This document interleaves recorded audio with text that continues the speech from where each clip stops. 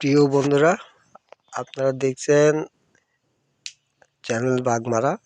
এখানে আপনাদের কাছে তুলে ধরেছি একটি ফুটেজ। নানি ও নাতনি, প্রতিবন্ধী নানি দীর্ঘদিন থেকে অসুস্থ অবস্থায় পড়ে আছেন, তবুও নাতনির প্রতি তাদের কি মহব্বত ও দয়া।